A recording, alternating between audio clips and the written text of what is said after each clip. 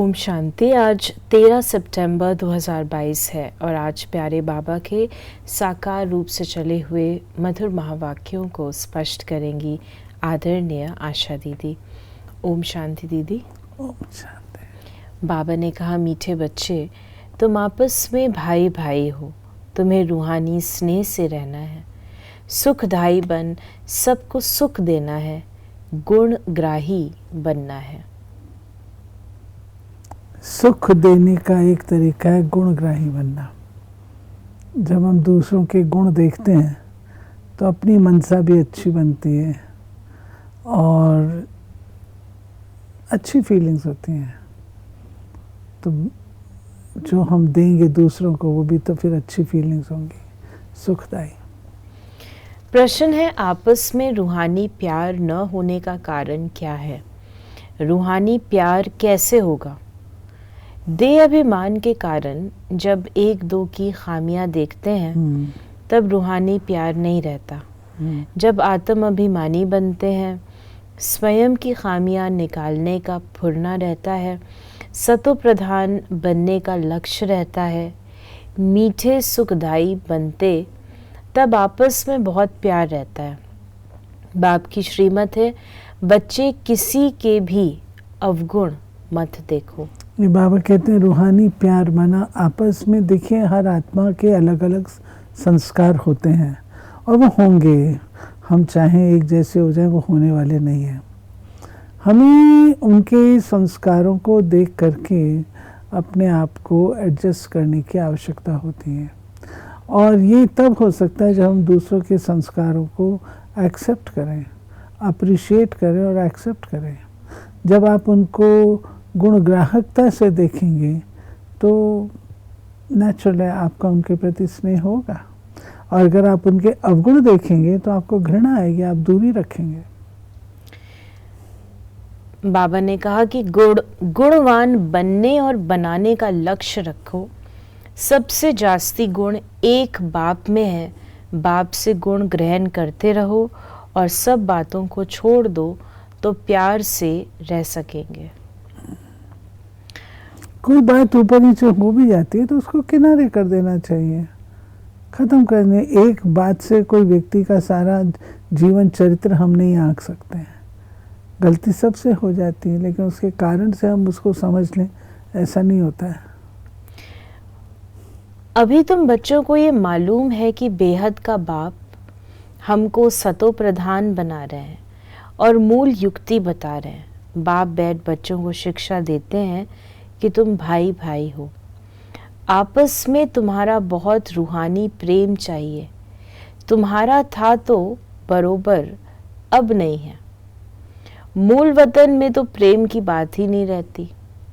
तो बेहद का बाप बैठ शिक्षा देते हैं, बच्चे आजकल करते करते समय बीतता जा रहा है, दिन मास वर्ष बीतते जा रहे हैं।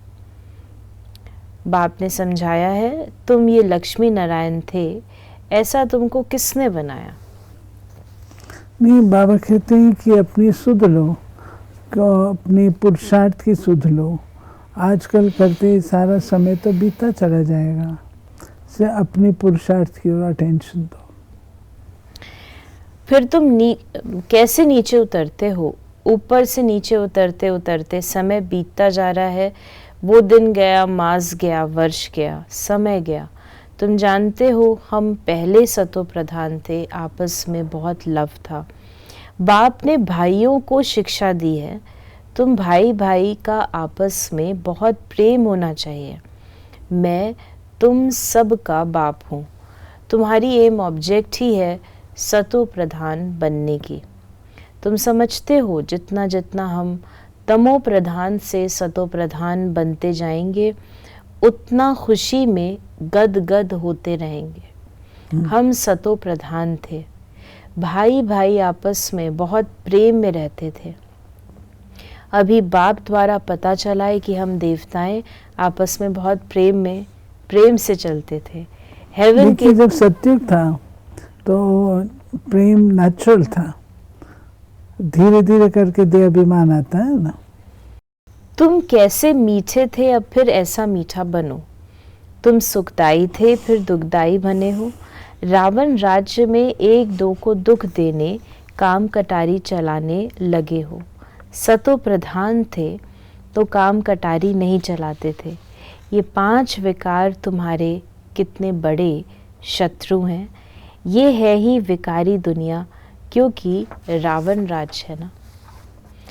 ये भी बाप समझाते हैं बच्चे, जब 5000 वर्ष बाद संगम युग होता है तभी मैं आता हूँ, तुमको समझाता हूँ, फिर से सतो प्रधान बनो, अपने को आत्मा समझ बाप को याद करो। जितना याद करेंगे उतनी खामियां निकलती जाएंगी।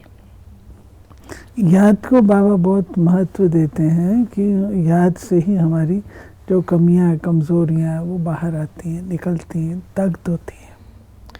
तो मीठे मीठे बच्चे कितने अडोल थे, कोई मतभेद नहीं था, किसकी निंदा आदि नहीं करते थे। अभी कुछ न कुछ है, वो सब भूल जाना चाहिए। हम सब भाई भाई हैं, एक बाप को याद करना है। बस यही ओना लगा हुआ है कि हम जल्दी जल्दी सतो प्रधान बन जाएं। फलाना ऐसा है, इसने ये बोला, इन सब बातों को भूल जाओ, ये सब छोड़ो। बाप कहते हैं अपने को आत्मा समझो, सतो प्रधान बनने के लिए पुरुषार्थ करो, दूसरे का अवगुण नहीं देखो। कितनी सारी धारणाएं बता रहे हैं। अपने आप को देखो, सतो प्रधान बनने का पुरुषार्थ करो, कोई का अवगुण नहीं देखो। बाबा आज पूरा हमें मिठास पर और आपस में कैसे चलना है। बाबा का परिवार है ना, तो बाबा का परिवार कैसा होना चाहिए? मीठा। बाबा ने कहा कि यहाँ खामियां हैं, परंतु न समझने के कारण अपने को मियाँ मिट्ठू समझ लेते हैं। बाप कहते हैं मियाँ मिट्ठू तो मैं एक ही हूँ। तुम सबको मिट्ठू अर्थात मीठा बनाने आया हूँ, इसलिए जो भी अवगुण आदि हैं सब छोड़ दो, अपनी नफ्स देखो। हम मीठे मीठे रूहानी बाप को कितना प्यार करता हूँ, कितना खुद समझता हूँ और दूसरों को समझाता हूँ। बाबा ने कहा कि अब बाप कहते हैं बच्चे ये पढ़ाई पढ़ो, देवता बनना है तो ये पढ़ाई पढ़ना है, श्रीमत पर चलना है। पहले पहले बाप कहते हैं अपने को सतो प्रधान बनाना है, इसलिए मामेकम याद करो। ज्ञान तो बहुत सहज है, बैच पर भी तुम समझा सकते हो। ये बेहद का बाप है, इनसे ये वर्षा मिलता है। बाप स्वर्ग की स्थापना करते हैं, सो तो जरूर यहाँ ही होगी ना। शिव जयंती माना स्वर्ग जयंती। क्योंकि शिव बाबा आकर के स्वर्ग की स्थापना करते हैं ना, स्वर्ग बनाते हैं, इसलिए बाबा कहते हैं स्वर्ग जयंती। देवताएं कैसे बने? इस पुरुषोत्तम संगम युग पर इस पढ़ाई से ही बने हैं। सारा मदार पढ़ाई और याद पर है। याद की यात्रा में रहने से फिर और बातें भूल जाती हैं। बाप समझाते रहते हैं बच्चे, देह अभिमान छोड़ो, कोई की खामियों को देखना नहीं है। फलाना ऐसा है, ये करता है, इन बातों से कोई फायदा नहीं, टाइम वेस्ट हो जाता है। तमो प्रधान से सतो प्रधान बनने में बहुत मेहनत है। अपने को देखना है कि हम कहाँ तक बाप की याद में रहते हैं, कहाँ तक हमारा लव है। लव ऐसा होना चाहिए बस बाप से ही चिटके रहें। वाह बाबा। बाबा कहते हैं जो पिता तुमको इतना कुछ देता है, जो पिता तुमको इतना संवारता है, श्रृंगारता है, इतना वर्षा देता है, उस बाप को भूलना क्यों चाहिए। फिर बाबा ने आज हम बच्चों को वरदान दिया है, पवित्रता के फाउंडेशन को मजबूत कर अति इंद्रिय सुख का अनुभव करने वाले संपूर्ण और संपन्न भव। ब्राह्मण जीवन का फाउंडेशन पवित्रता है। ये फाउंडेशन मजबूत है तो संपूर्ण सुख शांति की अनुभूति होती है। यदि अति इंद्रिय सुख व स्वीट साइलेंस का अनुभव कम है तो ज़रूर पवित्रता का फाउंडेशन कमज़ोर है। ये व्रत धारण करना कम बात नहीं है। बाप दादा पवित्रता के व्रत को पालन करने वाली आत्माओं को दिल से दुआओं सहित मुबारक देते हैं। इस व्रत में संपूर्ण और संपन्न भव का वरदान प्राप्त करने के लिए व्यर्थ सोचने, देखने, बोलने और करने में फुल स्टॉप लगाकर परिवर्तन करो। और स्लोगन है, सदा एक के अंत में खोए हुए रहना, यही एकांतवासी बनना बाबा है। बाबा के संसार में ही खोए रहना, उसको ही कहेंगे एक का अंत। एक बाबा के ही इर्द गिर्द रहना, उसको कहेंगे एकांत। ये एकांत है।